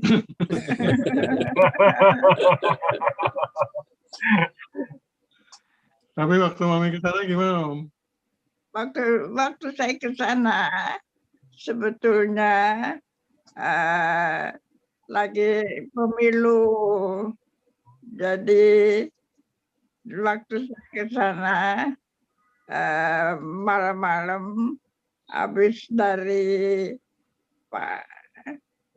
siapa namanya yang di Solo,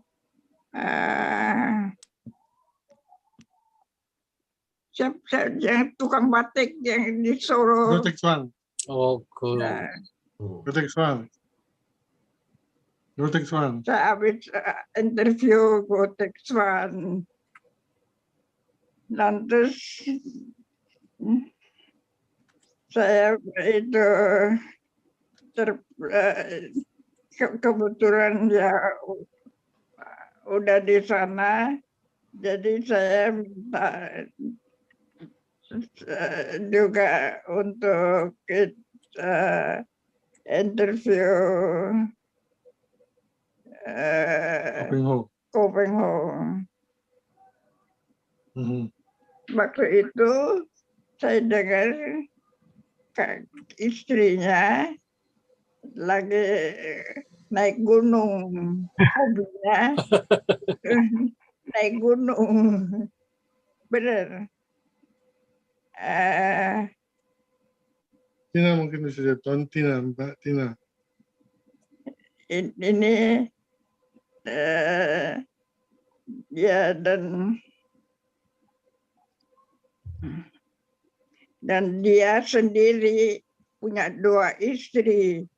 Jadi untuk weekdays dia di Solo, tapi di luar sesudah itu kalau hari Minggu dia pergi ke istri keduanya. Is it an indecent to tell that he has 2 wives? Nggak tahu ada anaknya Mam.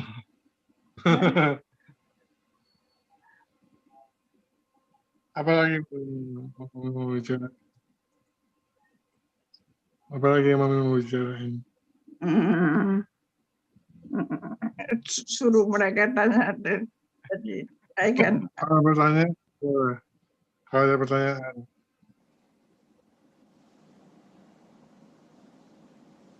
Kalau ada pertanyaan, silakan. Mas Didi mungkin?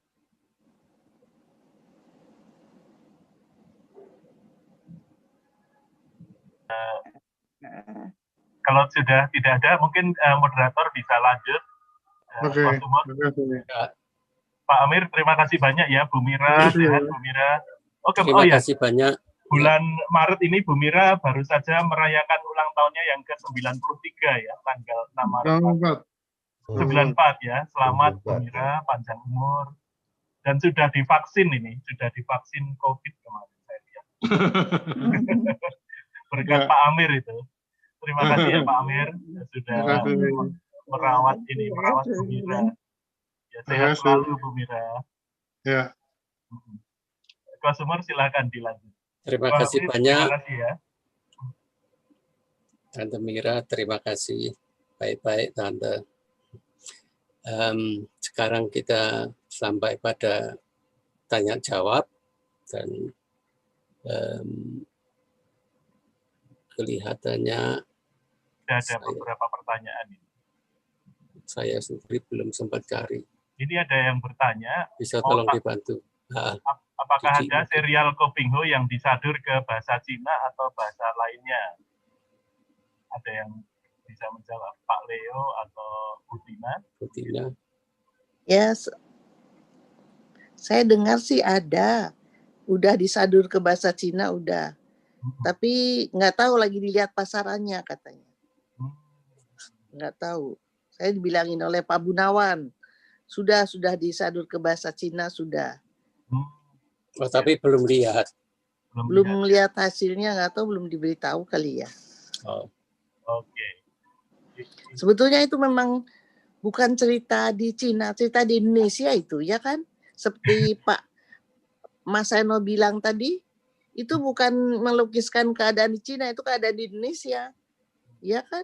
Nama-namanya juga nama-nama orang Tionghoa yang di Indonesia. Nama yang kita familiar deh, gitu kan. Suasananya juga suasana di Indonesia, memang itu budaya Indonesia betulnya. Cuma pakai nama-nama orang Tionghoa, kebiasaan Cina, tapi kedengaran nggak ya suas? Masuk. Jelas. Oh iya. Iya, jadinya itu memang budaya Indonesia. Jadi kalau orang Cinanya sendiri di sana pasti heran, apa ini kok ceritanya beda gitu, di Cina malah nggak ada kayak gitu mungkin gitu. Ya kan? Ceritanya cerita tentang di Indonesia aja, keadaan di Indonesia. Pernah dulu pas waktu zaman Pak Harto pernah didatangin pihak pemerintah, tanya maksudnya apa yang kaisar korupsi apa ayah saya papa saya bilang itu kan keadaan Cina zaman dulu, jadi bukan menyindir keadaan sekarang gitu. Pernah didatengin oleh orang pemerintah, maksudnya apa itu, kok kaisarnya lalim, kaisarnya korupsi apa gitu. Tapi pas saya jawabnya itu kan keadaan di Cina zaman dulu gitu. Ya, terima kasih Bu Tina. Ini ada pertanyaan lain, mengapa Kopingho menggunakan nama Asmaraman? Gara-gara Asmaraman ini saya, Pak Handoko dari Solo, dimarahin oleh guru bahasa Indonesia SMA karena memasukkan kata Asmaraman dalam kumpulan kata berakhiran wan dan man. Nah ini kenapa Kopingho memakai nama Asmaraman? Bu Tina tahu nggak? Papa saya itu kan mungkin idealis ya, mengagungkan cinta gitu. Jadi menikah beda etnis, beda agama, asal ada cinta, selalu cinta yang diutamakan gitu. Jadi menikah juga karena cinta, jangan karena hal lain, karena materi atau karena apa, tapi karena cinta aja gitu. Sebetulnya ya saya sekarang udah umur juga tahu, padahal menikah itu nggak hanya cinta juga ya. Kalau cuma cinta aja kan kita nggak bisa hidup juga gitu. Tapi papa saya gitu dari dulu kok, menikah gitu, biarpun yang mau suruh menikah, saya kerjaan belum tetap gitu. Ya kerjaan bisa dicari, pokoknya nikah dulu gitu. Pas saya gitu. Selalu gitu. Dipakai nama Asmaraman itu ya Bu Tina ya? Ya iya, namanya jadi diambil Asmaraman gitu. Dia karena suka asmara, suka cinta, cerita cinta gitu. Kenapa Asmaraman bukan Asmarawan? Nggak tahu ya, kenapa ya? Karena mungkin man ngambil dari Inggris kali ya, man gitu kali ya. Iya kan? Asmaraman gitu. Iya. Terima kasih. Ini ada pertanyaan lagi, apakah Kopingho pernah ke Tiongkok? Sudah jadi pengarang ke Tiongkok, sebelum jadi pengarang enggak. Jadi ke Tiongkok akhir-akhir ini saya juga udah nikah, baru jadi udah lama, udah usia itu baru bisa ke Tiongkok gitu.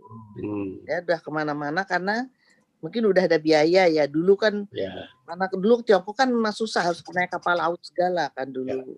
Nggak ada pesawat zaman dulu. Susah ke Tiongkok tuh. Apa yang Bu Tina ingat, apa kesannya Pak Kopingho setelah berkunjung ke Tiongkok? Cerita apa itu? Ya cerita tentang tembok besar. Yang paling tembok besar, dan tapi dia bilang di negara apapun yang paling dia suka Indonesia gitu. Ke negara kemana, ke Eropa kemana, dia selalu paling suka di Indonesia gitu. Malah kadang-kadang pergi sama anak-anaknya juga, tuh luar negeri tuh kayak gini tuh, kan bagusan Indonesia kan gitu. Bapak saya tuh selalu gitu. Ya, berarti tepat sinyalemen Mas Eno tadi, dia benar-benar Indonesia sebenarnya. Ya, pada dasarnya yang paling dasar dia orang Indonesia. Iya, nggak boleh beda-bedakan etnis apa tuh, nggak boleh. Harus sama. Anak-anaknya juga banyak yang menikah dengan bukan orang Tionghoa juga. Gitu. Jadi ini ya, terbuka sekali ya Bu Tina ya, Pak. Ya. Terbuka sekali. Iya, saya gitu. Jadi walaupun dia mengalami diskriminasi, tapi dia tidak membawa itu. Dia kan tiap Natal dan Lebaran juga selalu membagi beras ke penduduk sekitar, yang di Solo maupun yang Tawangmangu gitu. Bahkan ada tetangga tuh, saya waktu dulu juga keheran, datang ke papa saya, istri saya mau melahirkan minta biaya, lawang istri-istrinya dia sendiri kok kenapa minta, ya papa saya juga ngasih gitu. Papa saya nggak suka ribut juga, pernah ada bapak-bapak datang marah-marah, itu katanya air dari percetakan mengalir ke rumah saya gitu. Saya dengarnya aja, ih orang kok marah-marah, udah agak jengkel. Tapi papa saya enggak. Mari duduk dulu, diajak ngomong baik-baik. Terus sama pegawainya bilang, tuh air yang ngalir urusin dulu. Dia pasti nggak pernah kepancing orang marah-marah ikut marah, enggak. Kita kan kalau dengar orang emosi suka ikut emosi, papa saya enggak. Diajak duduk, mari gitu, apa masalahnya? Oh ya udah nanti saya suruh orangnya ngalirin airnya gitu. Yang saya dengar dan saya kadang-kadang suka jengkel, itu kok orang marah-marah gitu. Papa saya nggak pernah kepancing, enggak. Saya orangnya memang nggak suka ribut lah. Iya, iya. Pengaruh budaya Jawa mungkin ya, Bu Tina ya. Iya, iya. Bapak saya kan, soal budaya Jawa itu, filsafatnya aja Jawa. Apakah ikut itu Suryo Mentaram apa gitu? Beliau ikut ya? Ajaran-ajaran kejawen gitu. Nggak tahu ya, kok suka. Nggak tahu ya. Bacaannya mungkin seperti filsafat Jawa. Bacaannya. Tuh. Terima kasih Bu Tina. Ini ada lebih ke komen ya. Ini dari Pak FX Harsono, analisisnya Mas Seno top sekali. Ini menunjukkan kualitas Mas Seno sebagai intelektual. Ya, Pak Seno tuh hebat ya. Pantas jadi pengarang hebat kan, memang hebat dia. Dia bisa melukiskan papa saya, gimana ada jiwanya, karakternya, tujuannya gitu, dia bisa. Saya di waktu Pak Seno tadi cerita, saya jadi ingat, oh iya itu memang ayah saya gitu. Yang dia bisa mengalihkan, jadi marahnya tuh dialihkan ke cerita gitu, enggak terus seorang marah tuh enggak. Dia ada cerita yang ada raja sewenang-wenang gitu, terus sekitarnya orang jahat semua. Itu sampai didatangin orang pemerintah kan, disangkanya nyindir pemerintah, padahal itu kan cerita zaman silat dulu, zaman Cina gitu. Bu Tina, ini masih ada pertanyaan. Bu Tina, ini banyak pertanyaan. Ini ada yang bertanya, di Villa Tawangmangu, apa Pak Kopingho punya peta Tiongkok yang ditempel di tembok atau hanya peta kecil yang ada di atas meja, sehingga saat menulis sering mulai dengan ibu kota Loyang yang sering dipakai. Oh iya, papa saya ada peta gitu. Saya lupa ya kalau ada peta enggak, tapi memang dia suka lihat peta terus, tapi nggak tahu ditempel apa enggak, saya agak lupa juga, udah lama sekali itu. Ya memang. Oke, terima kasih. Ini pertanyaan untuk Pak Seno, tadi disinggung ihwal murid laki-laki lebih muda yang jatuh cinta pada gurunya. Apa ini mirip Yoko dengan Xiaolongli? Xiaolongli. Ya, Pak Seno ini, Mas Seno, pertanyaan buat Mas Seno. Apa ada cerita gitu ya? Cerita apa ya yang murid suka sama gurunya? Saya kok nggak baca ya? Ya itu sebetulnya di cerita Pak Ko banyak gitu. Ya. Tapi kecenderungan itu kan tidak usah Pak Ko, nggak usah Yoko kan? Ya. Orang laki-laki muda mencintai perempuan lebih tua ya banyak sekali.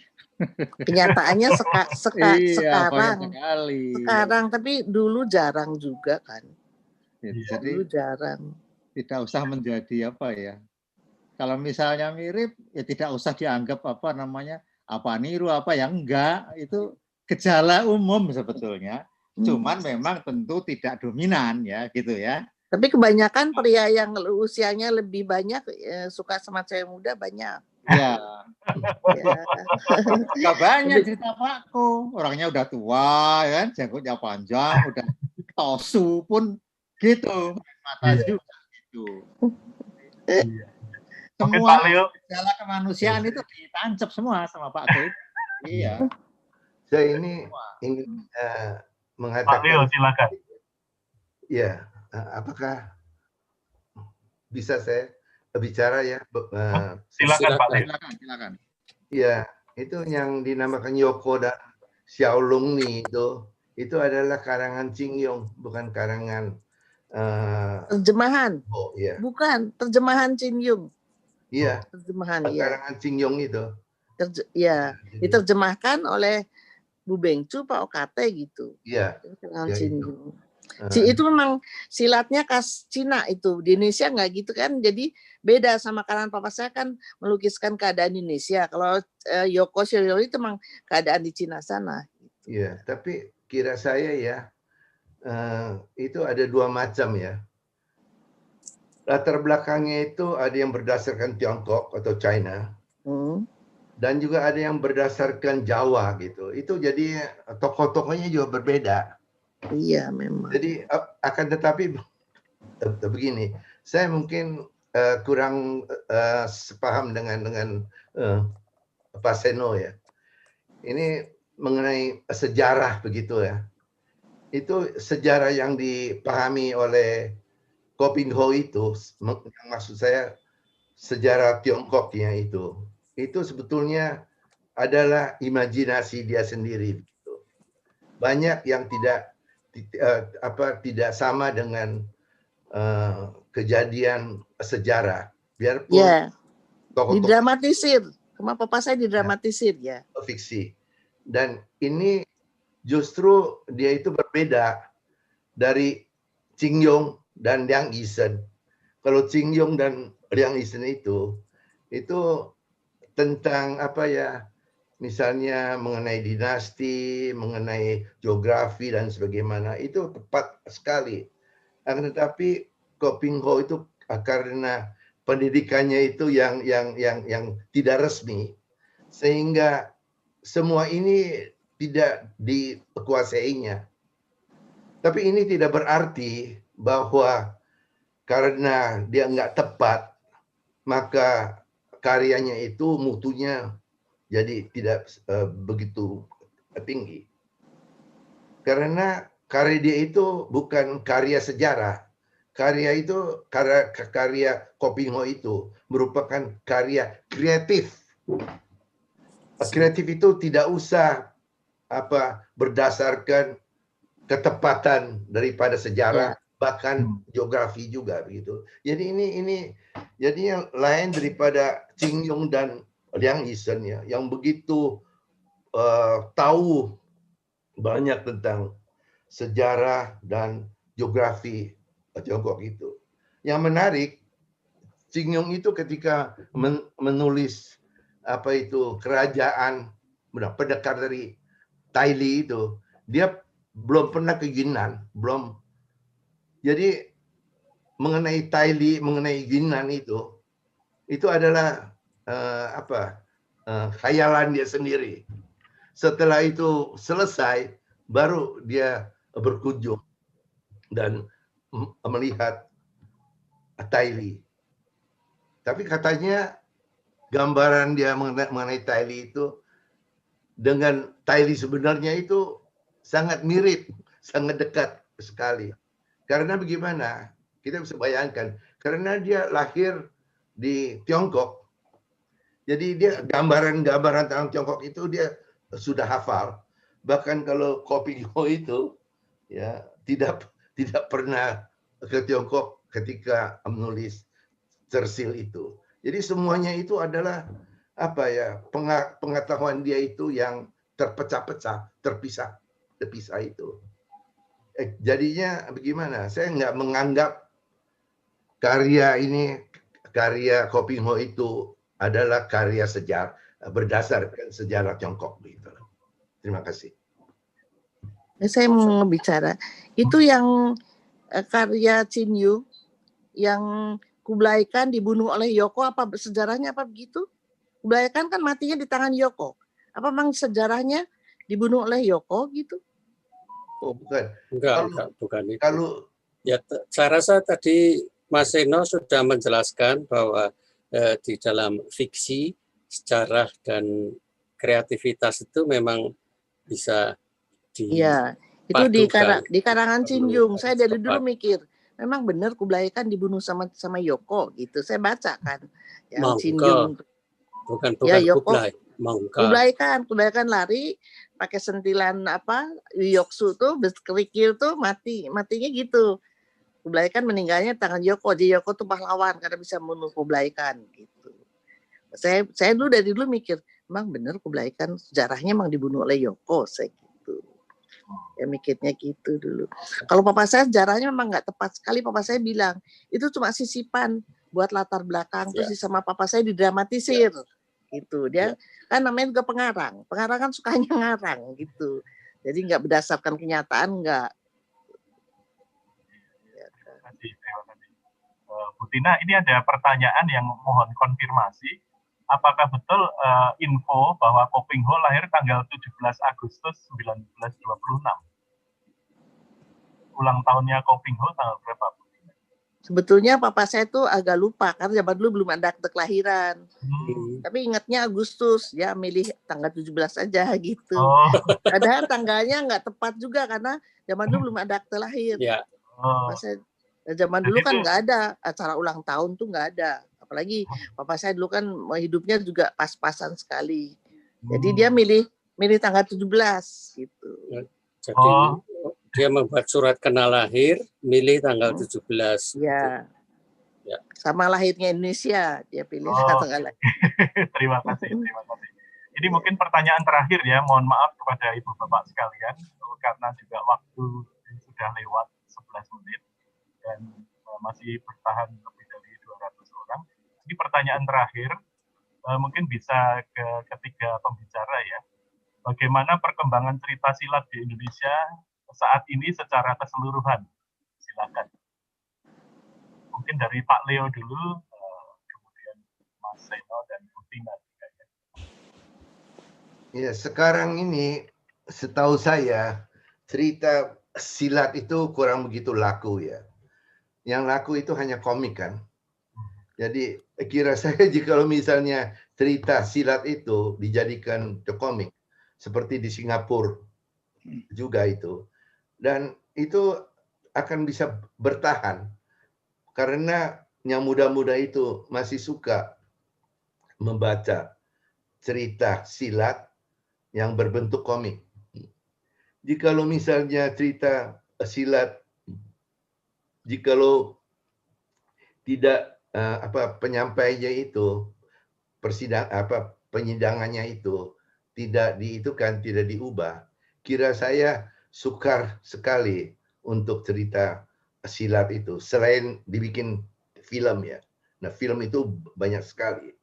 Jadi cerita silat itu mungkin tidak akan sepopuler semacam yang pernah kita alami. Jadi keemasan, kegebilangan cerita silat itu sangat disayangi, telah lewat. Terima kasih. Terima kasih Pak Leo. Bu Tina, silakan Bu Tina. Ya, memang sekarang anak-anak saya dia suka bacanya komik yang apa? Tony Wong.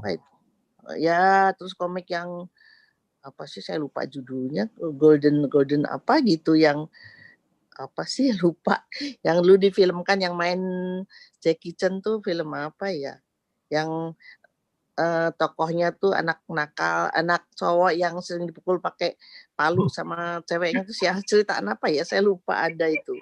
Anak-anak suka komik itu, malah saya lihat komiknya tuh yang coretan Jepang itu, jadi kalau marah tuh mukanya jadi mengkerut gitu, jadi berubah banget. Saya bagusnya apa ya, saya sih nggak suka. Kalau anak-anak sukanya itu komik Jepang.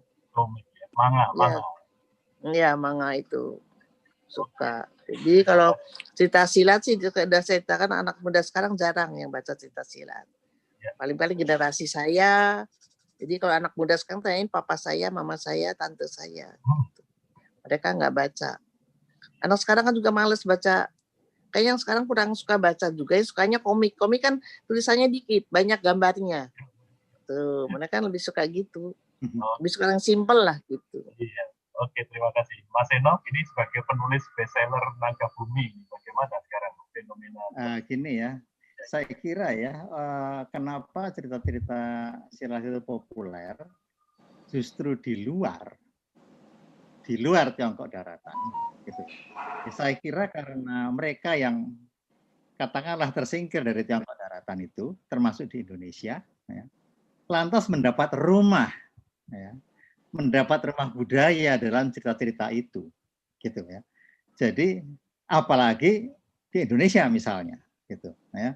Itu kan dari terutama zaman Orde Baru itu kan dari segala segi dan sudut itu barongsai aja nggak boleh, ini nggak boleh gitu ya. Tapi cerita silat boleh, meskipun pakai didatengin, toh. Gitu ya, datangin toh boleh. Itu saya kira membuat apa ya, menjadi kayak ruang ya, di mana seluruh apa yang baik bisa menang itu di dalam orang baik berkuasa lah gitu. Gitu, meskipun akhirnya nggak menang juga gitu ya, gitu. Tapi ini seperti itu ya. Dan sebetulnya ini terjadi dengan semua apa namanya ya, subculture ya, Chinese subculture di seluruh dunia ya, ya gitu ya. Di pecinan New York ya mereka nonton film silat Hong Kong seperti itu. Nah, tapi rupa-rupanya bukan hanya kelompok etnik Tionghoa saja yang sudah nggak bisa berbahasa Mandarin dan mendapat rumah di silat Kuping Ho, yang lainnya juga gitu ya, ya kayak apa teman-teman saya semua gitu ya, karena rupa-rupanya apa yang disebut jika interaksi sosial tidak berlangsung mulus, interaksi budayanya ternyata baik-baik saja ya, ya kita makan bakso, kita makan bakmi, makan pangsit gitu kan, dan baca cerita silat gitu. Nah, kenapa tidak baca lagi? Saya kira bukan apa, hanya medianya berubah, ya. Jadi buku tersaing video, film, DVD dan seterusnya. Nah, tapi bagaimana masa depannya? Menurut saya, kalau buku bisa laris, ya, buku silat pun bisa laris. Ya, syaratnya apa? Dia mesti kontekstual, ya. Kayak dulu semua cerita itu meskipun sepertinya bercerita tentang masa lalu atau tentang dunia imajiner, tapi dia sangat kontekstual sehingga orang yang membaca itu merasa tidak aneh-aneh kok, baca silat itu wajar saja gitu ya, karena merepresentasikan seluruh persoalan dia gitu ya, seluruh cita-cita dia juga ada di situ gitu ya. Nah sekarang bisa buktinya film silatnya siapa, Ang Lee ya kan, Zhang Yimou gitu, Wong Kar-wai gitu, itu bahkan meloncat keluar dari sekedar hiburan kan, masuk ke film artistik gitu ya. Itu, dan perhatikan juga si Ip Man gitu, itu paling sederhana estetikanya, tapi kita lihat kita selalu berpihak sama dia. Kenapa? Karena ditindas gitu. Nah di sini bagaimana, itu pasti harus ada sesuatu yang mewakili itu ya, dan Kuping Ho jika kita menyelidikinya ya gitu. Nah jadi saya kira ya disebut saya sekarang nulis itu memang ada konteksnya ya, memang ada konteksnya, tapi saya nggak bilang dong nggak lucu nanti. Saya nggak bilang dong, pasti ada konteksnya ya. Terima kasih. Oke, terima kasih. Ini moderator, ini mohon maaf masih ada seorang penanya yang dari tadi raise hand ya, Pak Mukmin Zaki, kok kayaknya ini pengen bicara ini. Mohon 1 menit aja ya Pak ya. Pak Mukmin Zaki, silakan. Ya baik, gini, ada satu hal yang ingin saya sampaikan, artinya bahwa orang yang membaca komik silat itu cersil bukan orang yang tidak punya waktu kan gitu. Kalau dulu kan buku Kuping Ho itu sangat khas. Dia pertama dulu saya pernah membaca yang 72 halaman, kemudian jadi 64 halaman dan dicetak oleh Gema, bentuknya buku saku. Jadi bisa kita kantong kemana-mana. Ketika saya nunggu sesuatu saya baca, sehingga saya baca dari SMP. Sekarang saya jadi dosen kan gitu ya. Bukan saya mau menggunakan.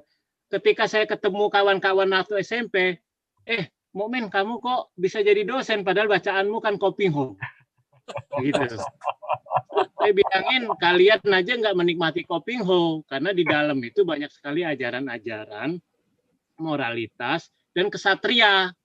Itu ada pada jiwa seorang dosen kan gitu, mengajarkan moralitas mengajarkan itu. Tapi satu sebetulnya yang saya tanya dengan Pak Seno ini, kalau ngelihat dari sastra gitu, masuk kategori apa tulisan Pak apa namanya bentuknya seperti S.H. Mentarja atau punya Pak Kopingho ini, atau yang lain ya kayak Sebastian Tito gitu. Kalau Sebastian Tito itu mungkin cerita lain yang apa namanya Kapak Naga Geni itu kan ada. Terima kasih masuk Pak dari Mufin. masuk ke kategori mana? Terima kasih Pak Didi, saya sudah diberi kesempatan kayak. Terima kasih karena waktunya juga memang sudah mepet. Mas Seno silahkan dijawab pertanyaan terakhir ini. Ya, kalau di buku-buku itu ya disebut bacaan populer.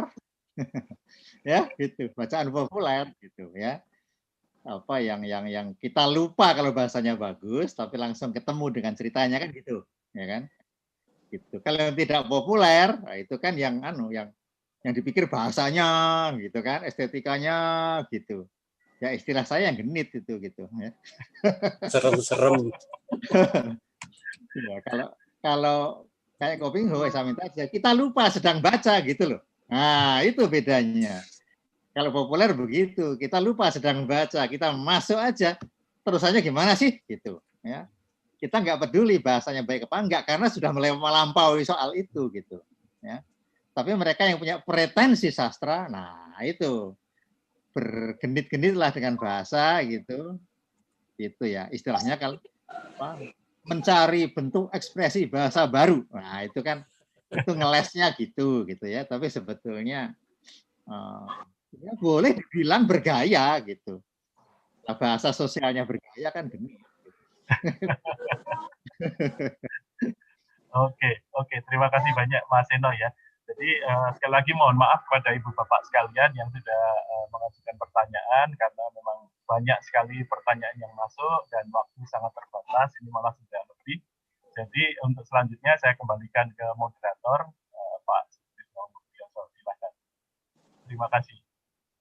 Terima kasih atas bantuannya, Didi, ya karena saya sendiri nggak sempat baca semua chat. Buburku jangan dibuang loh.